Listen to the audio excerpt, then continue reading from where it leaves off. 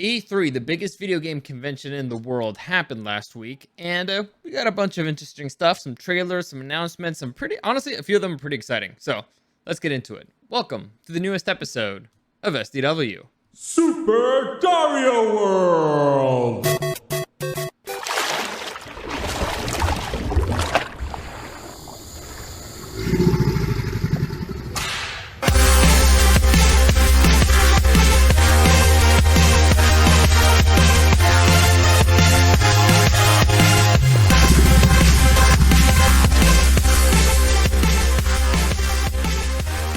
So I'm only going to go through like the biggest things here, like the highlights, because honestly, probably don't have time to go through everything. So I'm just going to go through the things that, maybe would be fun for you to watch. There's a few things, a few announcements that I was like, man, that actually sounds exciting. That actually sounds like a lot of fun. I got to check that out. So again, I'm not going to go through the whole thing. There was a lot of stuff and there was a whole lot of nothing. And I only care about the trailers. I only care about the things that actually had trailers or that were, big enough.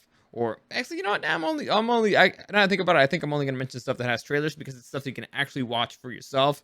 So there you go. If that's what you came here for, that's what you're going to get. As always, any comments, questions, or suggestions, you can find me at Dario the Show on Instagram and at Super Dario World, streaming on YouTube and on Twitch at Super Dario World. If you want to join me on Tuesdays and on Thursdays, aiming for 2 p.m. ish.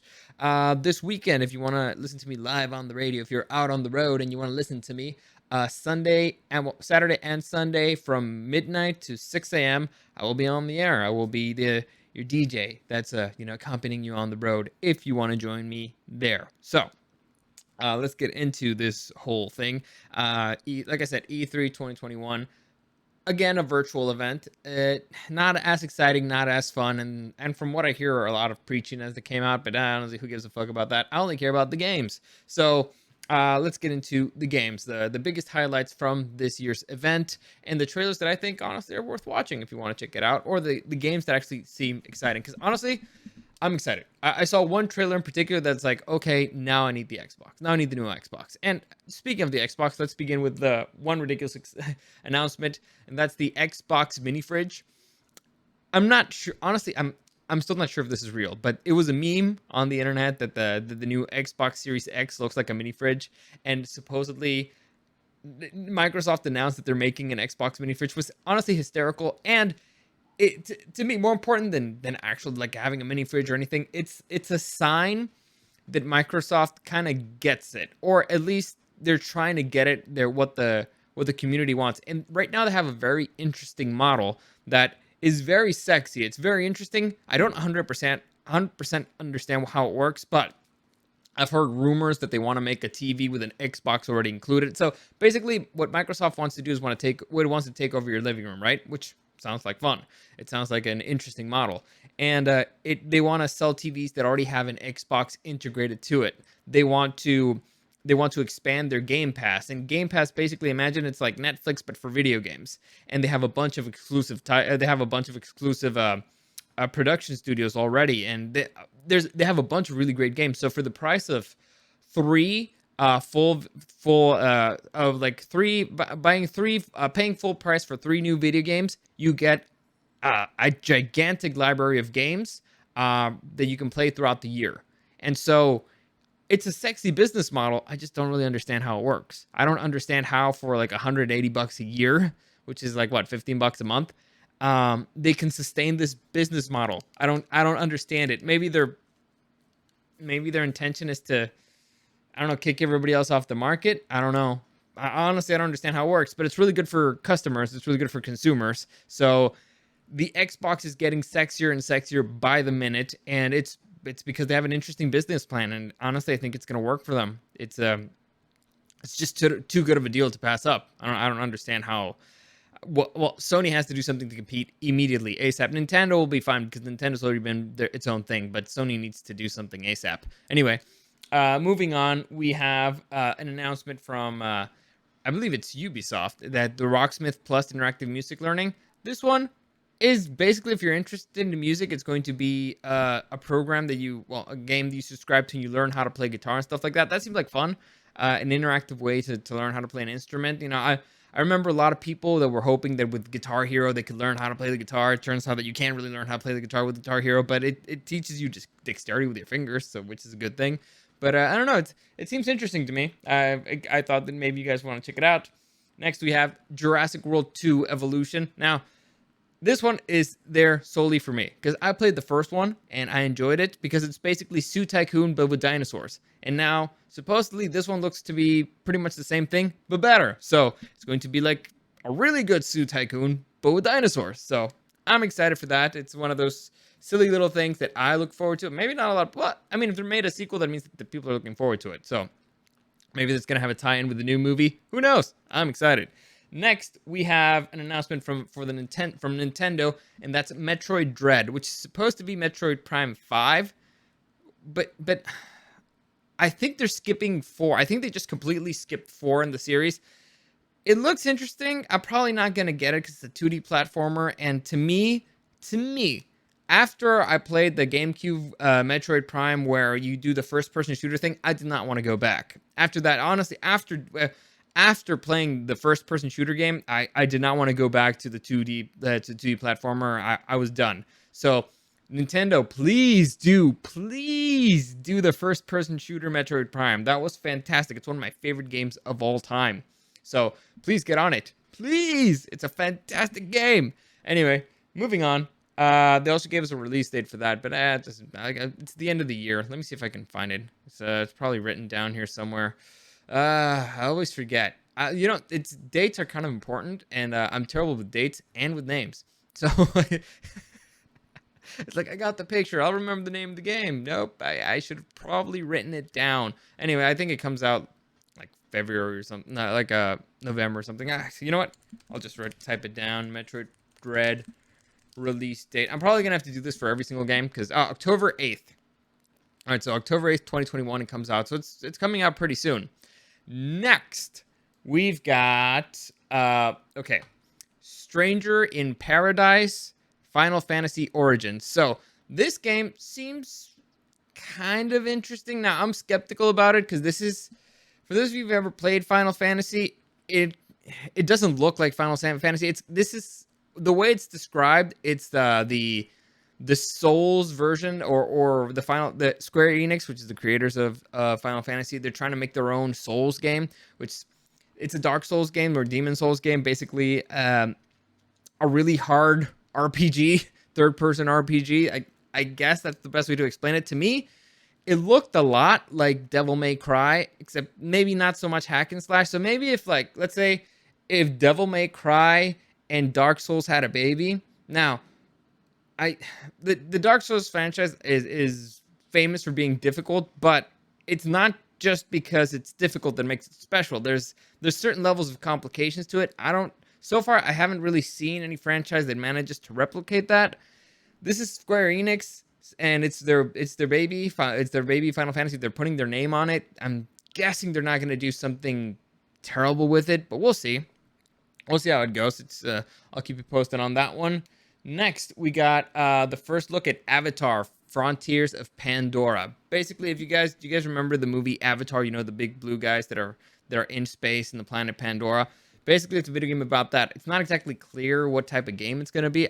It kind of looks like a third-person game, but it's not exactly clear how it's going to work. Can you use the humans and the Na'vi? Not exactly clear, but it seems interesting. The only big issue is that it's Ubisoft. Ubisoft has kind of been dropping the ball lately, and you can see the trailer looks beautiful, and then you play the game and you're like, really? You were kind of like selling me a fake bill there, but we'll see how it goes. It's a world that lends itself for an interesting gaming experience. Like, because imagine you can just tame the big Black Panther thing or the dragons. That could be fun. So it lends itself for an interesting video game experience. And the Avatar sequel is going to be coming out, I believe, next year. So Disney's probably putting a lot of money into it. They want to expand it. There's a whole Avatar world in the Animal Kingdom and Walt Disney World. So I'm guessing they want to make this grow. So it's got potential. I don't know how much potential it actually has, but we'll see. I'll keep you posted for more info on that. Next, we have, and I'm gonna have to check this one's name. Tiny Tina's Wonderland. No, that's not Wonderland. Let me see. Wonder World. I have it right here. Let me see. Okay, found it. Tiny Tina's Wonderlands. I was close. So basically, this is a spin-off of Borderlands from the creators of Borderlands, and it looks very similar. It's a very similar art style, if not exactly the same art style as Borderlands, except instead of being sci-fi, it's fantasy. So, I mean, Borderlands is kind of fantasy-ish, but this is like straight up fantasy. It's supposed to be magic and swords and stuff like that instead of Borderlands being technology, guns. So it seems interesting. It seems like fun. I'm a big fan of the Borderlands franchise. They're hysterical. So if they're doing the same thing but with fantasy, it's got potential. And I'm looking forward to it. It's one of those games that's like, yeah, especially if it's a split screen, which I'm missing a good split screen, man. Really, seriously missing a good split screen where you can just play story mode with a buddy, or a good single player campaign game, which the Borderlands games do tend to have. I'm missing that. So we'll see how that works. It's not exactly clear again if it's going to be first person, third person. I'm assuming it's going to be first person if it's going to be continuing in the vein of Borderlands, but we'll see. Next, we have Guardians of the Galaxy. This is created again by Square Enix. Again, Square Enix, they created the Final Fantasy and all that stuff. They're creators of that franchise, and they created Marvel's The Avengers. I believe it came out last year. It wasn't great, and it's because they really tried hard to push the multiplayer, and it didn't land. So far with this game, it doesn't look like it's gonna be that way, and from the trailer, it's like the first mission, and it's like what 11 minutes or something, maybe even more. It looks like you're only Peter Quill, you only play Star-Lord, and you can kind of make decisions on the fly, and you're commanding the rest of your team. So you're the leader of the team, and part of your powers is controlling the rest of the members of the team, which could be interesting to me. It reminds me a lot. Well, it looked a lot like kind of like Final Fantasy-ish, except a little bit more streamlined. It reminded me a little bit, except in a third person scenario. It reminded me a little bit kind of Republic Commando in the way that you could control your teammates, the AI. It looked similar to that. It's not 100% because again, Republic Commando is honestly the best AI I've ever played in a video game. And it was military style, and it was a first person shooter. Here it's third person. The commands again, to me it looked kind of like a Final Fantasy game if it had a baby with Republic Commando, because the AI, the way that you issued the command seemed really straightforward and really useful. It at least in the trailer, and you can't really see how they're putting it in. And sometimes it's different when you're the one putting it in, and it takes a little bit more time, but. It looks fun. It looks fun. It looks funny-ish. The only issue that I had with it is I didn't really like the voice actors that they picked. But I mean, you can get over that pretty quickly. I think it's not that big of a deal. It should be interesting. At least it looks better than the Avengers one. This one, it seems like you're going to be exploring the galaxy, getting into trouble, being idiots, which is always fun. You're going to be with a group of lovable losers, which are the good kind of losers. Next, we have the trailer for, let me just see again, stupid names. I want to say Starlight, but I know that's not the right name. Starfield. Thank you very much. This is created by Bethesda Game Studios, who is the studio behind the Fallout franchise, stuff like that, Skyrim. And basically the way that they described it is it's Skyrim in space, or a Han Solo simulator. So both of those things sound great to me. Not exactly sure how exactly the whole Skyrim thing works, because Skyrim is magic and there's a lot of magic powers. So I'm assuming they're just going to switch magic with technology. Who knows? But exploring the galaxy, it's like a big title that they've been working on for a really long time. It's been delayed for a really long time. So we'll see. We'll see how it works out. It's got potential, at least. And, I mean, Bethesda games tend to be fun if you're into the Bethesda formula, because Bethesda games feel like Bethesda games. And if you're into that formula, you're into that formula. Hopefully this one follows that, except, it's going to be like a futuristic space scenario. We'll see how it goes. Next, we have, honestly, probably my favorite trailer of the whole thing, which was Outer Worlds 2. I don't really care that much about the game. Or the first one, I have it. I played it a little bit. It was fine. It was fun, but the trailer was just hysterical because it's a trailer that's breaking down the way that you make trailers. Like it sounds like a wise old man telling you something, and then danger, and then boom, music, and so it was a way to make fun of trailers and the industry in general and the formula. So I enjoyed that. Like I did not expect it, and so it's funny. So if that's the sense of humor that the game's going to continue doing, you could enjoy it. So that's why I put it on this list. I could honestly, it made me like, ha, clever. It made me laugh out loud. So moving on, and these are the big three, the ones that actually matter. Anything else before that, you can just put in any order you want. But these are the big three, the big kahunas, the bells of the ball, the reasons why we're here. And so first off, we got, and honestly, well, there's a particular order, I guess, that somebody would put them. Me, I left it in the order that I thought excited me the most. So, on the third number three in my highlights for E3 2021, we have Zelda: The Breath of the Wild, Legend of Zelda: Breath of the Wild. So, part two. Now, the name has not been revealed yet. Nintendo has confirmed that it's going to have a different title. It's not confirmed yet, but basically, it looks like Breath of the Wild. It looks exactly like Breath of the Wild, which is a good thing because Breath of the Wild was fantastic. But I was actually discussing this with my kid brother, and the problem with it is that it looks exactly like Breath of the Wild. So it's okay. So it's the Breath of the Wild, just better. Okay, cool. That's good. That's a good thing. That's something we wanted. It's not that hype. I mean, it didn't really give you anything more, so it's okay, more of the same thing, maybe a few more powers. Now Link can go through stone, and now you're flying through the air. Okay, fine. Fun. Good. Honestly, the thing looks fun, and I'm gonna get it. By the way, no pre-orders. I'm not gonna do any pre-orders this time. I've learned my lesson. I learned my lesson. But it looks good. It looks really good. It looks better than the original one. It's just, well, more of the same. It usually with the Zelda franchise, you expect the next game in the series to be very different. It's not normal for it to have a sequel. However, if there's going to be a sequel to a particular game, it's okay. This is a formula that I'm okay with them doing because it's probably the best open world RPG out there today.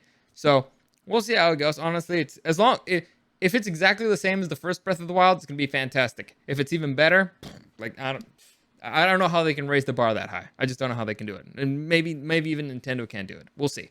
Next, number two, we got Halo Infinite. We got the first two trailers for it, and I gotta tell you, after watching them, I'm excited to play Halo again. Like, I not only am I excited to play Halo, I'm excited to get an Xbox Series X. Now it's like I want it. I want it. And it's a problem because I don't really need it. I could just play it in PC, and also the multiplayer supposedly is going to be free to play.